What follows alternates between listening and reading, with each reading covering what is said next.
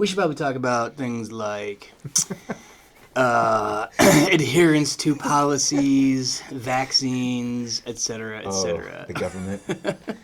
Romans. Well, you were saying like there are some, specifically in terms of a religious context, there are some Christians and pastors who stand sort of like boldly and, well, in their mind, boldly and faithfully in opposition to a lot of the things that the government and just in general health people are telling us is a good idea to do during this pandemic. In fact, I remember I kind of yelled at a guy who LCMS pastor and was insisting on holding a Easter service. You remember how crazy it was around Easter? Oh, right. Yeah, everybody was And like really unsure what was going on. Yeah, but one thing was sure is there was not going to be church on Easter Sunday because this pandemic, like it was new, it was really scary. Nobody really like could figure out who. Hospitals were getting full. Yeah, it was. April. It was terrifying, and they were just like, well, the government can't tell me to shut down. Okay, I actually agree with that. And we should shut down correct. anyways. Yeah. I just heard about a guy in California who's getting fined every day. Yeah. Because he opens his pizza place. And he's like, I don't force anybody to come in here. Yeah. They don't have to come. Right. They can get carry out, but I don't want to fire 80 people. Right. No, I know. So that's even the private sector, not even the secular world Right. is like pushing against this. Oh yeah. But then I think there's a whole nother layer, especially in, I would say, the conservative Christian movement. Right. I know many people, friends, who are like, yeah, I'm not going to church. They don't believe in Mass. I'm like, what? I'm like, okay. I'll go to your church. Are you guys wearing masks and social distancing? I'm like, yeah. Why aren't they No, they're not in my hometown. Or I'm like, what? What's going on here? So Yeah. I'm like, are we? But then we have whole churches who are like, no services at all. Yeah. Christmas Eve, doesn't matter. We're not doing it. So we've got all the way from no Right. social distancing, no masks, no whatever. We're not going to we're shut essentially completely down. Drive through Yep. Christmas Eve. And all those churches are making those decisions from the gamut. Then you got the government out here advocating a certain thing. Right. And where does everybody fall in? And it's, again, politicizing, I think, the church. Well, that was my biggest point with the guy who was doing the Easter service, and still to this day is the church has a sense of a proclamation to the community. We've got a real testimony. So what is the church all about? Yes. And if the church is just all about anti-government, giving us any kind of instructions or guidelines, that's just not a faithful testimony. I am all about the separation of church and state in a huge way, probably more than most, because I even press Lutherans it. are based on that. Yes. And I press it to, not only do I think that the state shouldn't infiltrate the church, I don't think the church should be spending much time infiltrating the state in the secular side. I think they should stay separate as much as possible. But that doesn't mean you can't get good information, and I mean, they've got resources we don't have. You have I would call it apolitical information that comes out that we should probably listen to. Right. Now there's what's really hard, I think, with this pandemic is the vast, the huge amount of distance there are in terms of different circumstances and situations that people find themselves in. Because, in our context of Iowa, we've got these small rural towns where nobody's got COVID. And I was in northern Minnesota deer hunting and went through this town called Big Fork, and it was like the guy I was with was like, well, that was the first guy who got corona in Big Fork, and I was like, well, how many people got it up? And he goes like 3. Because it's like once you've got it, like you literally, the contact tracing is easy. There's only, I think, 140 people who live in the town. Yeah. So we got it figured out. Yeah, there's not a density of people. Yeah. And there's not congregating of large masses of people. And, Right. Yeah, it's. So that can be a different scenario, a different circumstance. You go 20 miles out of Des Moines. Yeah, nobody wears masks. It's different. It is. I'm in Colorado this summer. Mask mandate everywhere. Yeah. Where I'm on the trail, people are throwing a mask on when you're coming down the trail outdoors. Yeah. They're making you wear masks when we're playing pickleball. I'm like, okay, this is ridiculous. I'm not doing this because I need to breathe. There's also else around. But then I get in Nebraska, and it's like, mask? What mask? Right. Like, you go to the restaurant, and you're like, I look really weird here. I'm the only one wearing one. Right. Yeah, and when we need to were go in to the bathroom. northern Minnesota deer hunting in November, nobody had a mask on. Almost everywhere you went, there was, because it just isn't. There's not enough people up there. The spread of the virus is up there, so it's hard for, like, I can imagine it's really hard to, like, make a Culture mandate. and context still applies, isn't it? Like, you're going to go in and make a mandate for an entire state, and that's really a big deal in Minneapolis, St. Paul. It's a big deal in Des Moines, but then you get out to Nowheresville, and they're like, well, why are we forced to wear a mask when we don't have that problem here? Yeah. So I do understand that, but what I want to make sure people understand who are Christians and part of the church is that we do have this testimony, this witness to the community. And if we are broadcasting out there that, we are taking these risks that are just not necessary and stupid, like that's what the world then hears, or Christians are stupid and reckless, and they don't care if about they have, others. They're definitely not keeping that golden rule thing. Yeah, they don't even care about their older members, their elderly members who are going to come to church, and they're definitely going to get the virus. Well, they might not in your context, but it is still what people are going to hear, and that's the assumption that they're going to come to, is you don't care at all about people. And I remember having this conversation just this week about our Christmas Eve service. I mean, we're only doing it because we feel like we're doing it responsibly. Mm-hmm. We're trying to do our best to not put people at risk. We do have a live stream option. We are extra social distancing and maintaining and registering for services, and really trying to do our due diligence, but still have the proclamation, still have a worship service. It's always a balance act. I've been pretty happy, I think, with the way we've been approaching it. We've had voices on all sides. Yeah. We've had people, all the way from shut her down to mask, what mask, right? Yeah, wide open. It's everything. Mm-hmm. And it's good to have all those voices. And I think it says a lot about our church that we have the diversity of voices within our body. Yeah. And the leadership even. And the voices. So it's not just... it's just not Luke. Right. And the staff meetings were interesting to come to the conclusion of, can we do this safely? and wrestling with things like, so we're going to cap the services for registration at 40. Now, we can still safely get more than 40 in there, but we're trying to then be conscious of somebody might just walk in. It's going to be hard to do because I'm not advertising when our services are, but you can figure it out if you look at the website. So we could have somebody from the neighborhood just decide they want to pop in and go to church on Christmas Eve. We can still accommodate that. We can't accommodate a ton of it. I mean, if we had a lot of people, we would have to say, I'm sorry, you can't. No room to keep in the inn. Everybody safe. We're going to have a no room in the inn scenario all of a sudden on Christmas Eve. This is the overflow room. Yeah, I know. We don't have it. We don't have enough space.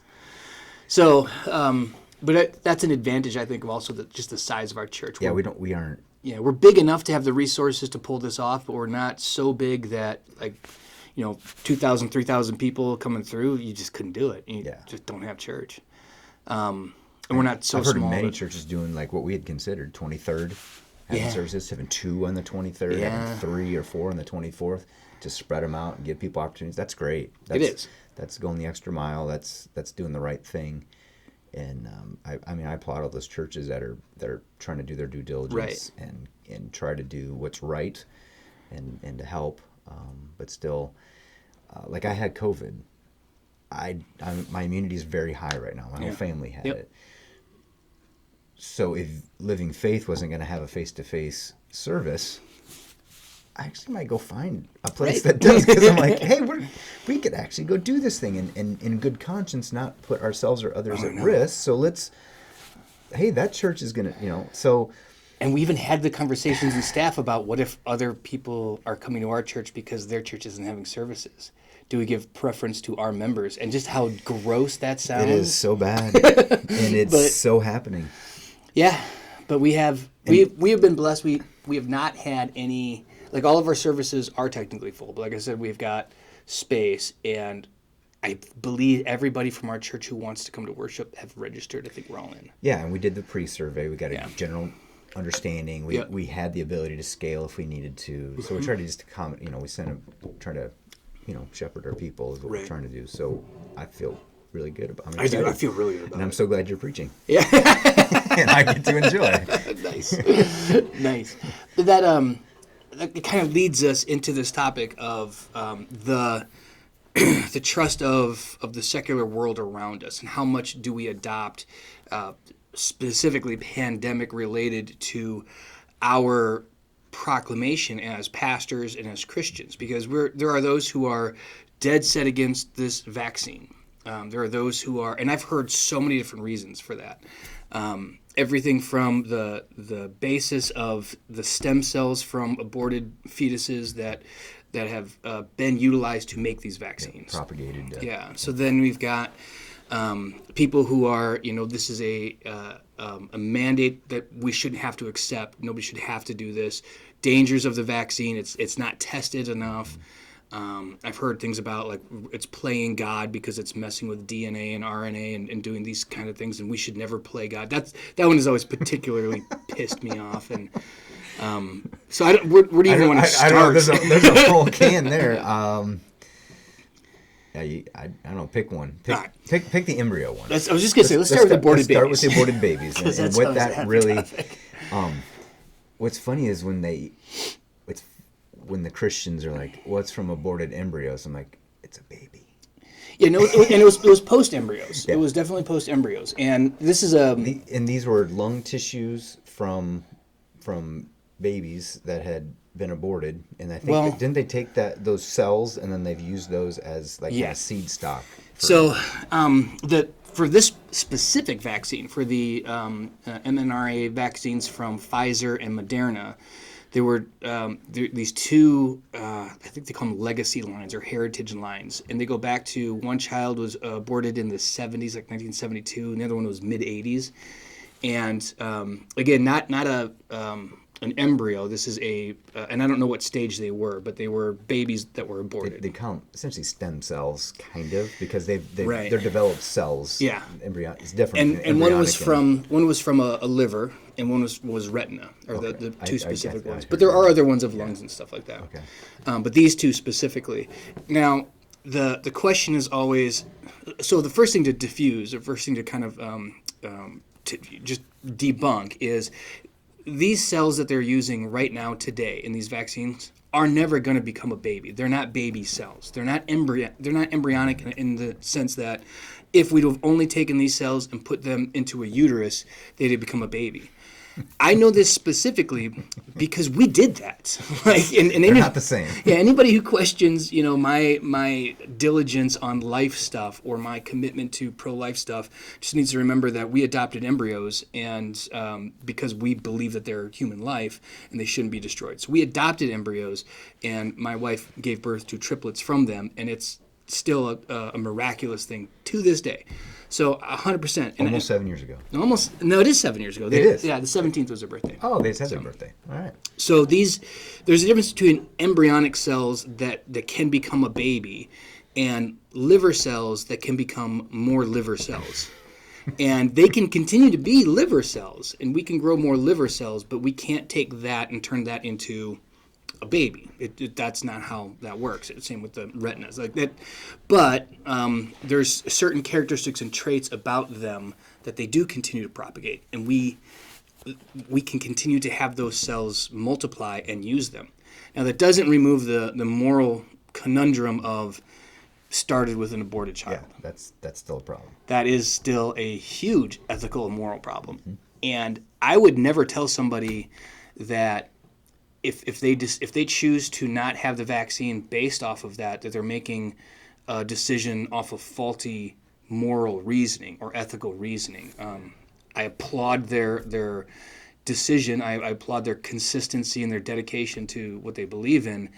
But I don't have the hang up for the vaccine based off of that. Because what we can do is simply mourn, and two things can be true. We can say that was a terrible thing that happened, that these babies were aborted. It was evil and wrong. And I just will stand by that. And then also say, from that, good can occur. And by taking a vaccine, you are not then saying, abortion of these children or were let's kill good. more babies. You're not saying that. Not kill more. And I'm not even saying that. You're not incentivizing it. Yeah. That's I think that's the backwards logic they want to use. Right. If we're going to use this, then that would motivate that to continue, and that could happen again and again and again and again and again. Well, certainly that's not the case. But there are those, and I've had the conversation, who've said, I don't want to participate in anything that came from the death of a child. And I get that. Yep, I really do. Because it's, it was an evil death as well. But it's just a different sort of evil. And it really is. It's a greater evil. It's a terrible evil. But if a child was killed in a 7-year-old kid, killed in a drunk driving accident, that's evil. Or just murdered or whatever, that's evil. If the parents then choose to have those organs donated to another child, now that's not affirming drunk driving. It's not saying that this evil act of killing a child was good. It's saying that horrible thing that was horrible still has the potential for benefit in a different context, in a different place. And we should work hard so that there's no kids killed from embryonic stage until, they're But it's going to continue to happen until Jesus comes back. Yes. Now, so that's my stance on that. And they're not injecting embryonic cells in you. Like you don't get baby cells when you get the vaccine. That is not a thing. So let's begin there to kind of put. I think we can put that to rest. But the posts I see on Facebook are on the same vein as what we were talking about before. Yeah. Like hyper conservatism, hyper not going to do what the government tells me, hyper opposed to these things, and it's hard to sort out. It's like, so is it because of this moral ethical thing, or is it because your camp all says you're on this team? You're on this team, yeah. And this tribalism happens. Yeah, and it's hard to know. I don't know people's hearts really, right? And Facebook is horrible for that, right? So it's like teams, stay out of it, right? Yeah. Like every team has its chant, like JETS, Jets. Like if you can hate the Jets and still know the chant. Like now, if you are a Jets fan, which is hard to be a Jets fan these days. In Iowa. They actually lost by winning. Like if they would have continued to lose, they got the first round draft pick, which is like this generational quarterback, and he is probably going to be the next Tom Brady or whomever, right? It's phenomenal.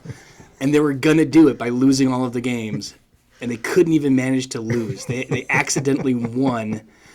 Like but anyways, if you're on that team, like you just know I chant this thing when I say the thing when they say the thing, and then that's how this is what we do, is my team. And I worry about that as far as... I'm just wondering what percentage of the population falls into that camp, really. Make sure we're recording. I don't know. I have no idea. But I think that... But when we hear numbers that half the people aren't going to take it... makes me nervous. Okay, I'm thinking it's not half the people in that camp. There's got to be other reasons, which I think... there's a lot of loud voices out there, but I don't think there's a lot of voices out there that are conservative Christians opposed to the vaccine. So morally and ethically, I think that number is pretty small. When people hear about the aborted babies, if they can actually understand what that means, it's not like they had to abort a baby for every shot or something like that. It's a very different story, and I think we can resolve those moral and ethical quandaries. The next sort of thing to consider is it okay morally and ethically, because are we playing God? I love when that phrase comes out. I feel my temperature start to increase, and I start to get tense, and I want to choke somebody. And I've tried to find the right way to say it without cursing and swearing, but forcefully enough to say something along the lines of, just who the hell do you think you are that God would allow you to play him? Yeah, and how horrifically patronizing is it to say that what God does is playtime, and we can play God, and we somehow, if what you're saying is we're playing God, to even come close would be that, well, I'm not sure if we should play God as we snap into existence billions and trillions of stars. Ex nihilo. Yeah, and out of that's how God plays. place, right? So to say, like you said, Jesus is in his parlor tricks, Yeah. his miracles. Yeah, He's playing God because he is, but even those things are like not hard for him. He's like, walked on water. The stuff he created, he invented the concept of oh, water. you're dead? Okay, you're alive now. Yeah. Anyone else? Yeah, he didn't break a sweat. He wasn't like focusing really hard as he's walking on water. His hometown, he's like, these people. Yeah. I cannot bring myself. Right. He just speaks and stuff happens. I mean, you can just imagine him snapping his finger. But it's good to ask why.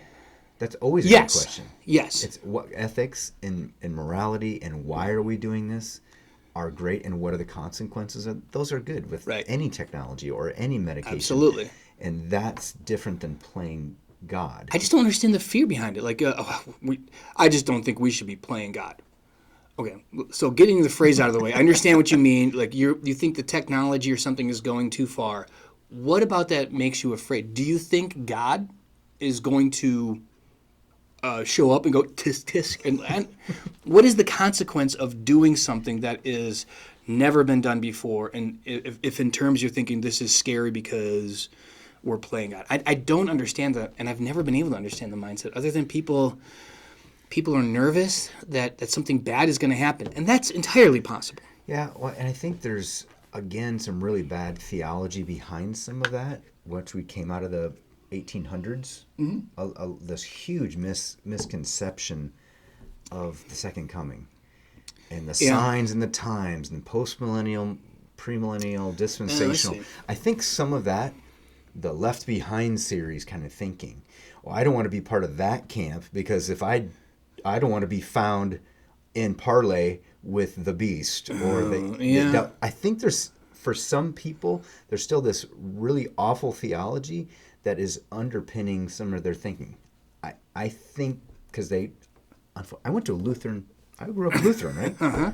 I remember our high school youth leaders showing us Left Behind? The Left Behind series in our Sunday youth group. And I remember going, this is weird.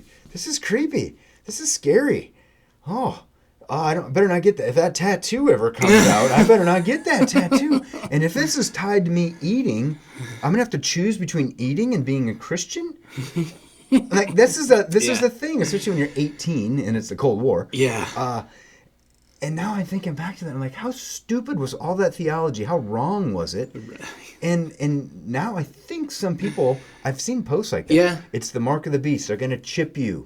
They're going to track you. You're going to need this to do this. Right. If you don't have this mark, you can't participate in society. Right. At some level, kinda. Like you and I went to college. We could not go to college unless we were vaccinated. Right. Yeah. That was the deal. Right. There's lots of things like that. There's lots of things. You can't go shopping in a grocery store naked. Like, that's another thing the government has mandated. What is wrong with Big Brother telling me I got to put pants on? Like, there's a lot of things that are mandated. You can't be. But I think that horrible theology is in it. And if you listen to the radio, click through some AM channels, you're always going to find somebody touting Daniel, touting Ezekiel, touting Revelation, and this horrible theology just scaring the crap out of people to get money out of them. Right. They're charlatans. They're idiots. And I think this vaccine has given them another hook. Yeah. Say, see? I told you. So I think we got a little bit too fast. I'm going to get back to this Mark of the Beast stuff. No, I like it. I like it a lot because Revelations is one of my favorite book to teach on. I've taught several times through Revelation. But the idea that this technology could be used for evil things could happen if we use it. We may not even know. I mean, that is... Like the internet? Like the internet. Very good example. Well, good and evil. Splitting the atom. People were like, are we playing God with this? Because now all of a sudden we can nuke... Yeah.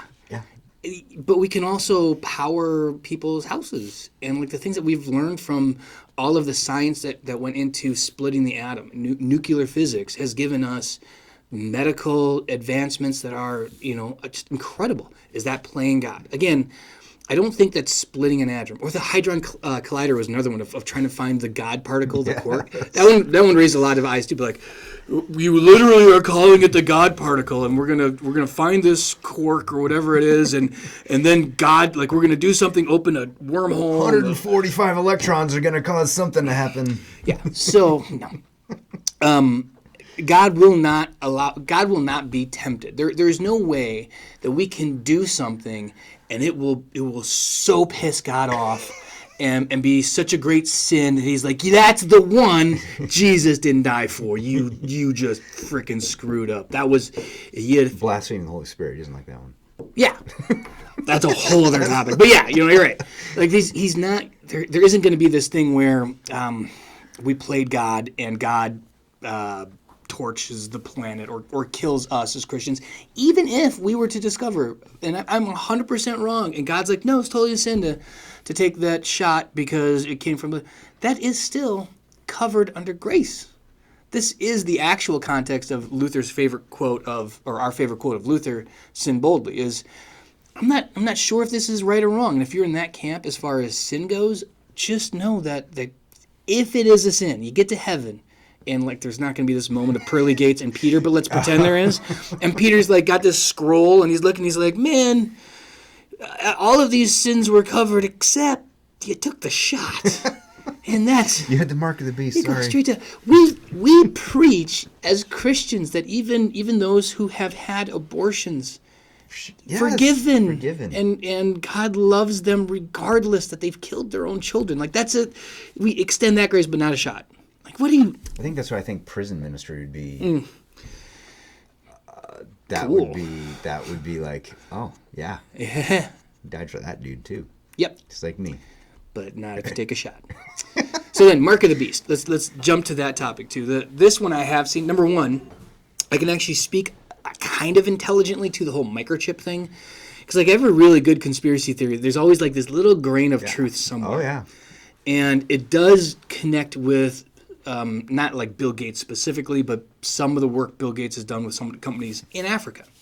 Because one of the ideas was, in Africa, there are these remote villages, and oftentimes there are nomadic people, and they move around. And they speak their own language, and there's not a language interpreter around. They try to make it so that everybody, like I know specifically in Kenya, they try to make it like everybody speaks Swahili and also your village tongue. But there's a lot of places where that's not the case. And somebody who knows Kikuyu may not know how to speak to somebody who knows Maasai, and both of them may not know Swahili. So they're screwed. They just cannot talk to each other. Now, if you're trying to track and make sure people have vaccines and you can't talk to them, a way you could do that is you vaccinate them, but then you put a chip under their skin. Now, this is not a microscopic thing. This is not like, doesn't go in with the shot because...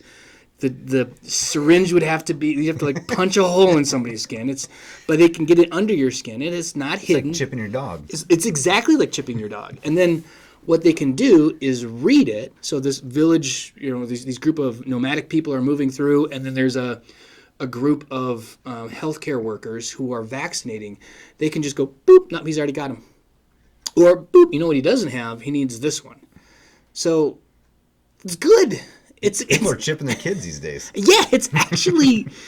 So it's not government tracking. And one of my favorite... Because I had a little post going on this, and somebody was like, why would the government need to track you with a chip since you've got a freaking phone? They've got so much more data. I can be found very easily. Yeah, and what data are they going to upload? Like my iron content? Like, are they going to figure out what I had for lunch? I don't care. I think they already know. And what are they going to do with that information? Luke is a little bit low in vitamin D3. I'm going to get a different ad. I'm going to get an ad for... A different ad on Facebook or something. I mean, if it's useful, if it like pops up and it's like you're deficient in vitamin D, I'd be like, thanks. Yeah. I Thanks for the that. information. It's good information. But anyways, I'm not promoting getting chipped. What I'm saying is that's where that sort of conspiracy theory comes from. This shot does not have a chip in it. They're not tracking us with it. That's all bunk.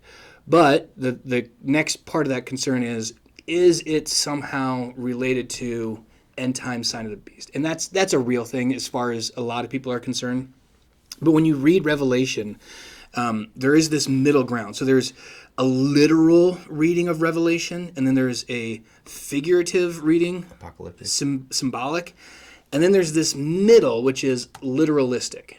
So whenever I'm teaching Revelations, I say things like, it's not symbolic in terms of these aren't real things, or it's meaningless. I mean, symbols are kind of meaningless. My wedding band, this is the one I was using confirmation, which is... It means you're married, but... Well, it's a symbol of your marriage. It's a symbol. That's not what makes you married. It isn't, and this is a symbol. I say this in the wedding vows. You say it in the wedding vows. Receive this ring as a symbol or a sign and token of my love and faithfulness. This is not my love and faithfulness. It's because I've. It's something that points to something. Yeah, this isn't even my original wedding band. I wear this one to work out because it's squishy.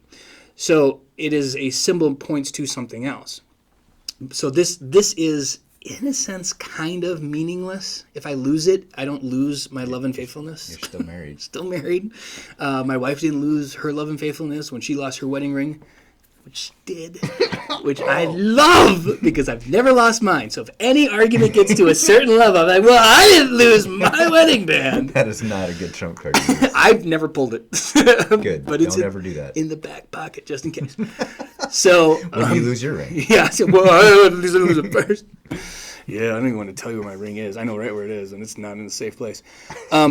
So, what was I going with that? Oh, literalistic means that there is more than just symbolic meaning behind this. These numbers have a significance, or these symbols or visions have a real significance that we need to understand, but not literal in terms of there will be a literal mark on your forehead or on your hand that marks you as the beast. Of one of the beasts.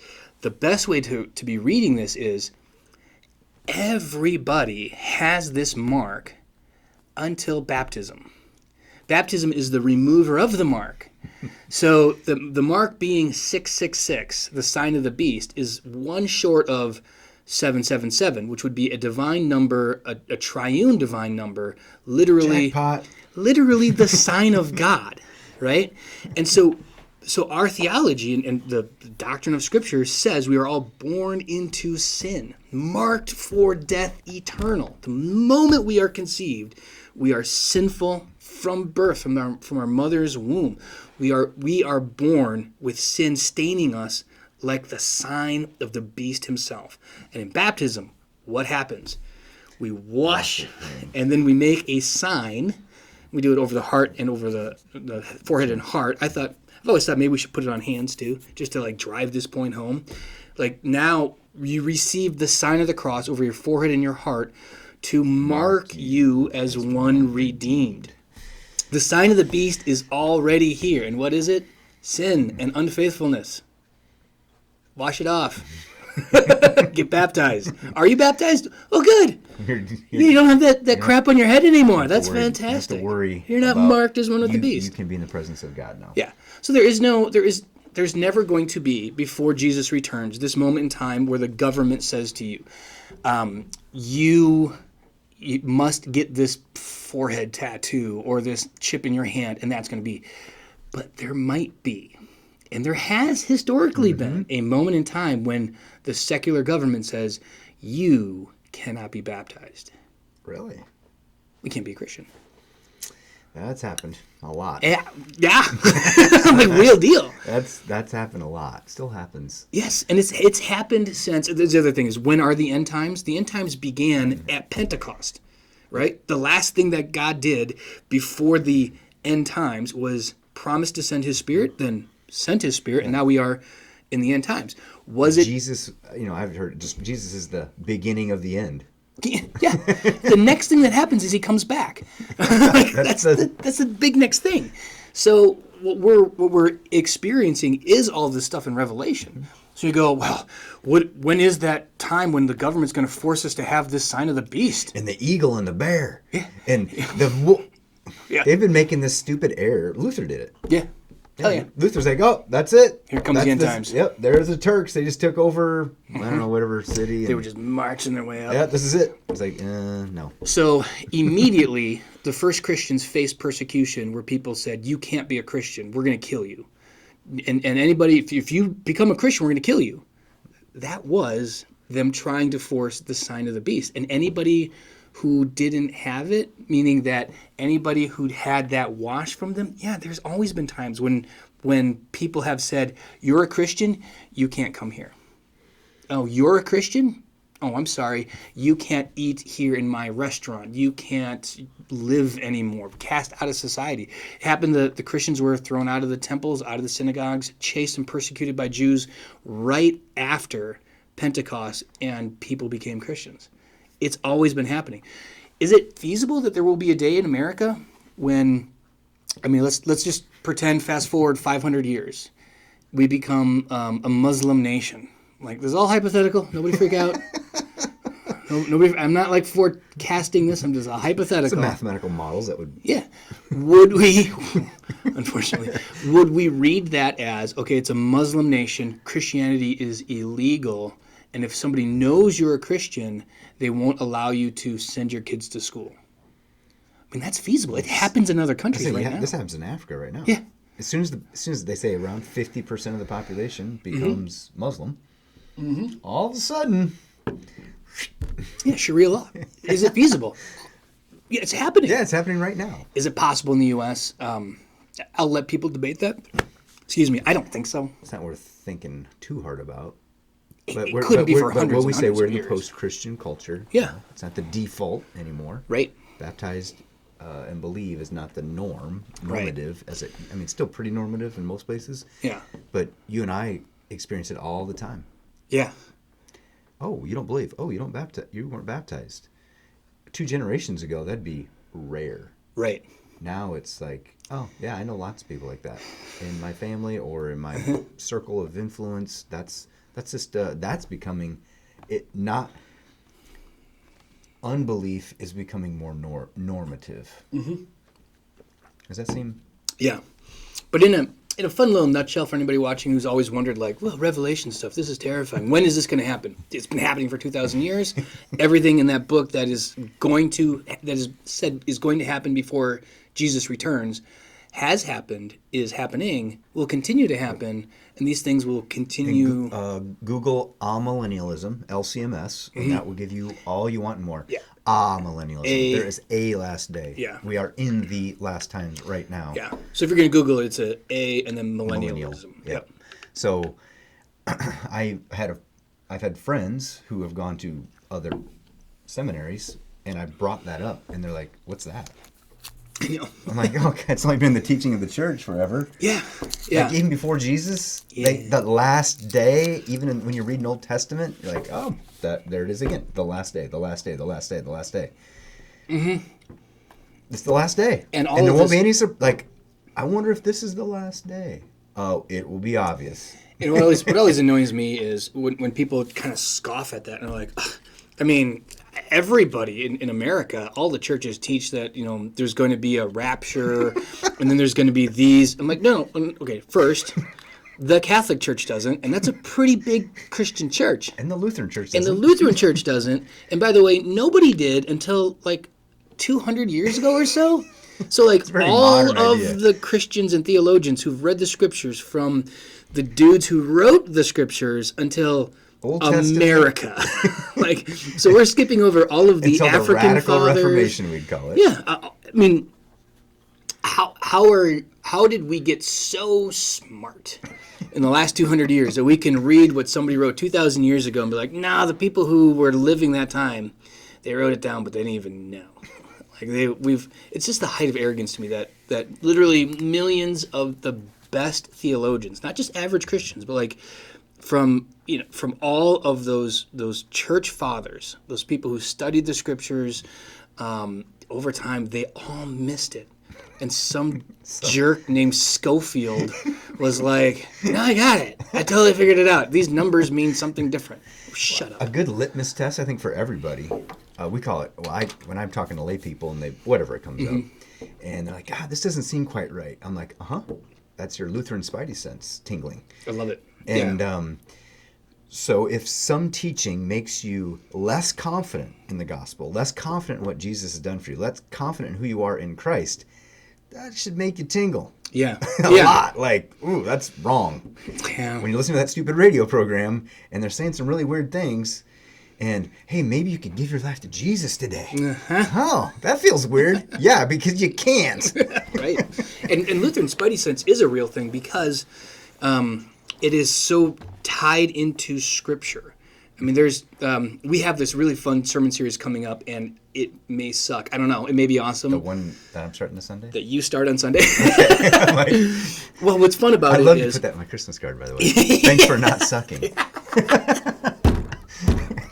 I was like, I think Sarah will think this is funny. She read it first. She got a good laugh. Okay, good. She got a good laugh. Oh, yeah, she's funny. Oh, yeah, she's totally fine with that. So I know, it's a low bar to clear. The other thought I had is your kids are old enough that they're not going to be like, Daddy, does Pastor Luke think you suck? It'll be fine. These kids are funny too. They're teenagers. So, what was I going to say? Oh, the sermon series where I'm kind of leaving it to you or me preaching on a Sunday morning. Find a text, find a couple of texts, find some great text you want to dig deep on, but just like a single verse.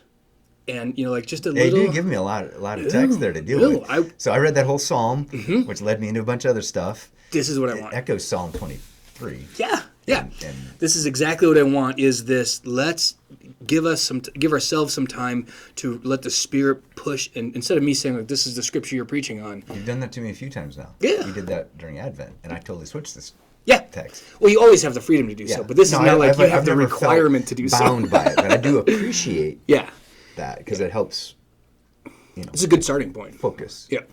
But I'm getting better at writing my focus and function statements up front. Yeah.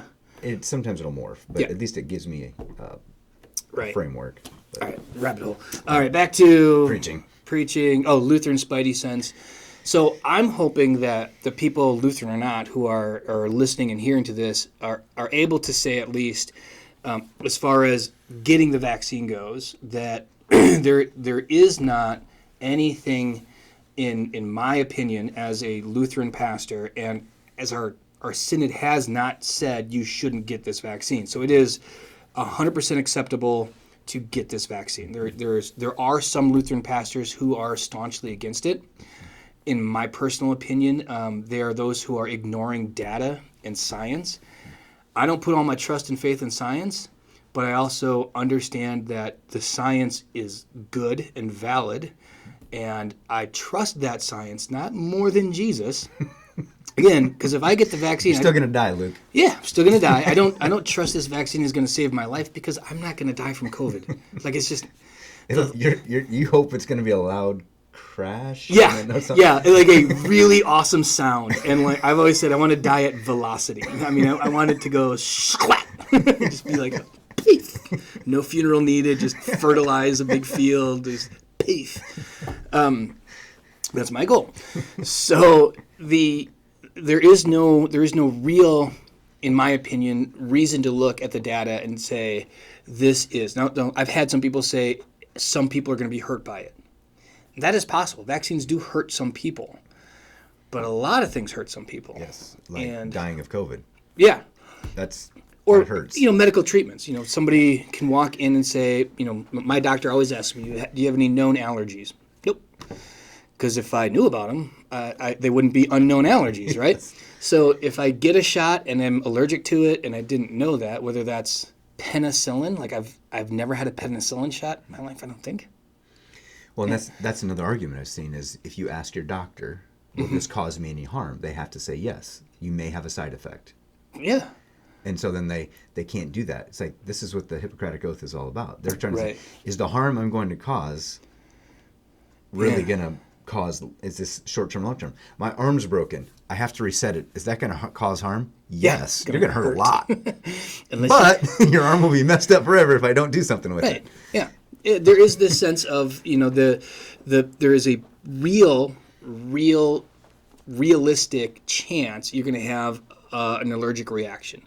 It's probably likely that one or two people may, or I shouldn't say one or two, a small percentage of people might even die from this shot because it does happen for any vaccine. If they can't get an allergic reaction thing in time, or it's not, something.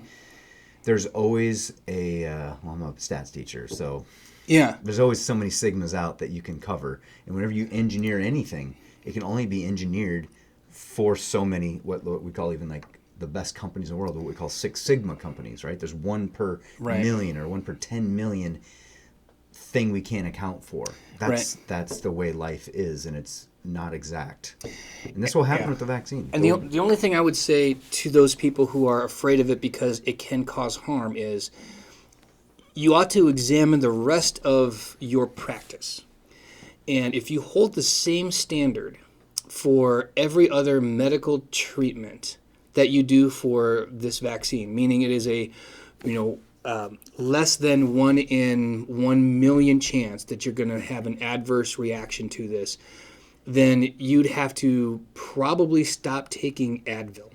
Because it's hard on your liver. And there's a 1 in probably 1 million chance that it'll kill you. Or or you might get sick, or you'll have a reaction, or whatever it is. You might get the one pill that somebody mistook and put something different in. I mean, it is 1 in 1 million, maybe at best. I don't know the math specifically on that. No. But the other misnomer is that they just rapidly develop these vaccines. No, these vaccines have been around for a long time. They've been analyzing SARS vaccines. They rapid develop the ones that seem to be most effective. All these companies had dozens of them to choose from. We've heard this from, from Brian. And so it's not like they just made them up. Right. And what we were talking about, Joni got the vaccine. She got the vaccine. And you were describe the difference between this vaccine and maybe some other things, because I think it's a protein blocking one, right? So that's why its effective rate might be up in the 90s. Well, what it actually does is it causes your body to produce a certain protein, and then that causes the actual immune response to create. And I'm going to do a podcast with Brian on this. And he's going to make he can make it way smarter than this. But it sounds amazing. But it's just simply instead of having to take the virus and injure the virus or whatever you do to that virus to make it so that it won't propagate, and then you put that in your body, and your body has an immune response to that without getting the disease. This essentially skips that piece, and the protein we have forced the virus, or I'm not entirely sure about this, but we've found a way in which to have your body make that protein that your body needs in order to launch the immune response to that specific virus without introducing a wounded or dismantled or whatever virus to your body. So it's good. That's awesome. And it's got literally, I mean, her side effects were she was tired a little bit, but that's hard to say if she just wasn't tired, and her arm hurt a little bit. She has autism too now, but vaccines don't cause autism. It's one of my favorite jokes. People keep asking me if you have any side effects. She's getting another one. Yeah. She'll get a booster. Yeah. So this is a 2-shot cycle. Yep. And they say, so I have heard from Brian that there's a good chance she'll feel like dog crap for 12-ish hours, but that's it. On the next one. Yeah, but that is your body then launching a more full-on, robust immune response to it. So that does make you feel like crap. That sounds a lot better than actually getting it like I did. Yeah. That was not a fun experience to get my immune response up. Yeah, and it sounds like it was not pleasant, like worse than a cold. Well, for me, yeah. It was, and losing taste and smell and kind of feeling run down for 2 weeks.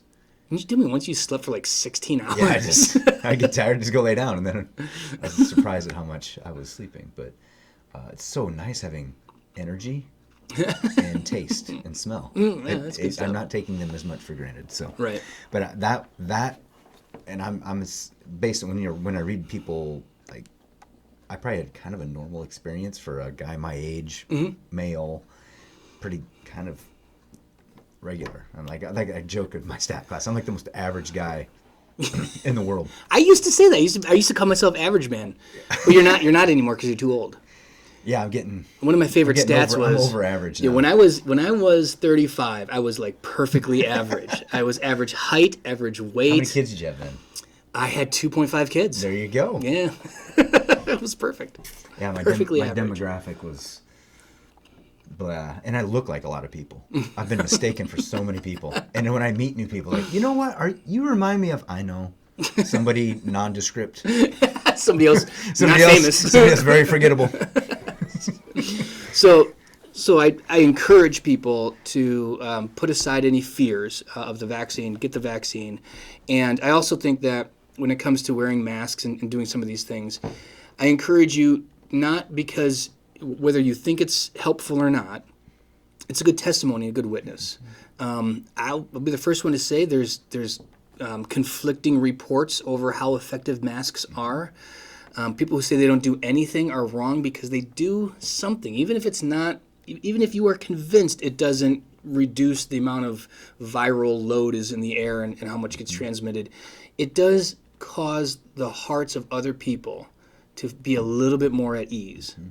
And that's not nothing. If you think that's almost nothing, okay, but it's not nothing. Because when I see somebody walk in the store without a mask on here in Waukee, I'm like, like, what are you doing? We're at a gas station, and the worker goes, "Hey, you got to have a mask in here." And the guy like pretends to pull it out of his pocket and sticks it back in, and just ignores them. I'm like, okay, you're just being a jerk. Well, that's what everybody thinks. And I'm just like, just do it and just be done with it. And I mean, this guy was probably 80. Yeah. And I'm like, dude, you're 80. You're like in the highest risk category. Just saying, if it has a chance of helping you, why not? Why not? And even if you're convinced, now, I mean, your first thought... I don't see a lot of people taking their seatbelts off these days. Yeah, the first thought that you had is the first thought that most everybody has is, that guy's a jerk. Yeah, he was a jerk. And we don't want that to be our Christian testimony, as Christians are kind of jerks. Sometimes. Yeah, I mean, they are. We are. But, let's reduce that footprint as much as possible, We need to work on that, Luke. Just be a jerk at home. Don't be a jerk in public. My family would probably just want me to be the other way. You're so nice to other people. Why are you so mean to us? I'm like, because I know you're going to love me no matter what. Yeah, right. You're stuck here. I feed you. I can't wait to move out. My 19-year-old cannot wait. Every 19-year-old male does not want to live at home. That is not true. But it's good. Healthy. Yes, that is the best thing. Yeah, there's a lot of 19-year-olds who are like 39-year-olds that are 39-year-olds. But no, he's excited to move on, and we feel good. His fraternity was the only fraternity at Iowa State that he'll be moving into. It's the only that did not have a COVID case this last fall. Nice. They made the news. And they're Christians, and it was a good witness to the world.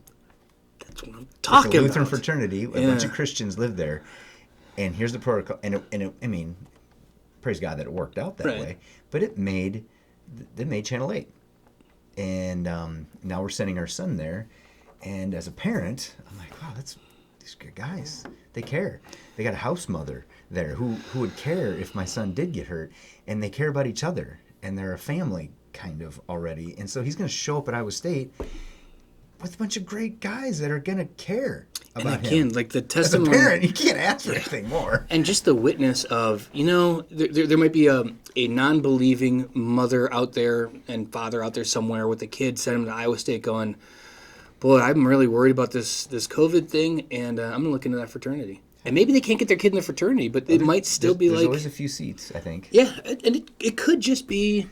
It made me very proud Christians. that my son was going to go with these Christian guys. Yeah. And I got to meet some when we did the chainsaw cleanup in Cedar Rapids. Excellent young men. Excellent young men. So good representatives of the faith.